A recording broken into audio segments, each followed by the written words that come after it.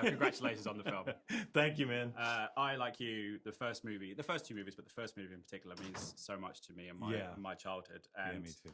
looking back at that movie recently, the tagline, "You'll believe a man can fly," meant so much more. It has so many layers to it than just that. I just wondered how that kind of played into your thinking when you decided to take it on, because I know you toyed with it years before, and then coming into it, how it played into your thinking. The original movie, and that tagline, how did it play into your thinking? The tagline played into my thinking simply because it was such an amazing tagline that we still say today. Indeed. I mean, there aren't that many taglines from movie posters that we say, especially from the 70s. So having that was so deeply embedded in people. It was how could we make that the same? And, when I'm creating this movie, I'm not thinking, how can this movie be like Superman the movie from the 78? But, how can this make people feel the way that I felt when I went to see Superman from 78? Because obviously things have changed. It's a different language in film. And so how can we allow both kids and adults to feel that magical feeling that I felt when I saw the 1978 Superman? I was watching, just before I came in on the train, and we were watching the Superman making of documentary that I watched so many times. And Tom Mankiewicz talked about how the love story, if that didn't work, the rest of it maybe wouldn't work. So I just wondered for you, bringing a freshness to that, because again, we've seen Lois and Clark and Superman all through the years, but yours has a different tone. How did you settle on the way that was going to work in this particular film?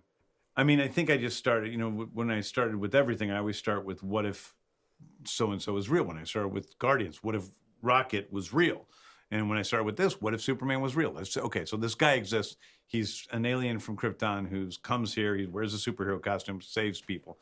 How would all that come into play? And so that then I go through every single part of his, personality and his life, from the glasses to what his relationship with the government would be like, which I think would be complicated, to what his relationship with his girlfriend would be like. And what would his girlfriend be like that was so intense and powerful that he's in love with her.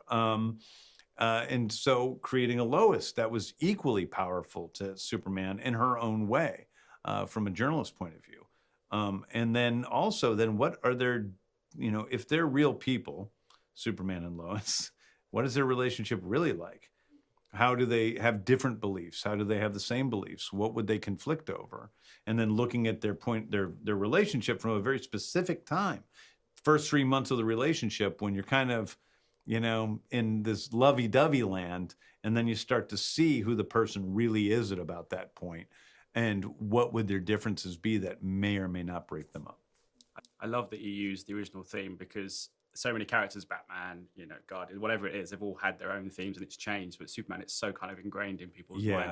And I know that Dick Donner also said when he first heard it, it's like the music says the word. It kind of says Superman. Yes. I just wondered, when in your thinking, why that was important structurally, narratively, to keep that music and to bring it into the modern day. I was set on it from the beginning. So I love the John Williams theme. I think it's probably the greatest single character theme of all time, and expresses so much the joyfulness of the character in that theme. And so I wanted to keep it, but I also wanted to play with it. And so when I first went to John Murphy, we start writing the score, as soon as the screenplay is done. And we play the score on set. And so we started saying, I want to break it down. I want to build it back up again.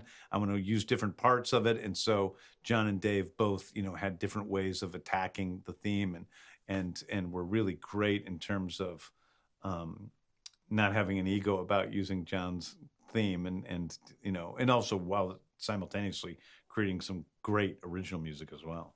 Just very quickly before I have to wrap up, how much did doing Rocket and the dog and the characters in Guardians 3 kind of help Pathfind going into Krypto, because it's such a difficult thing to pull off? How much that kind of played in the practicality of shooting it. Yeah, a lot. I mean, I've always been very into visual effects, and one of the reasons why I did Guardians was because I had been trained to do visual effects by Chuck Roven, the producer of Man of Steel, who did Scooby-Doo with me.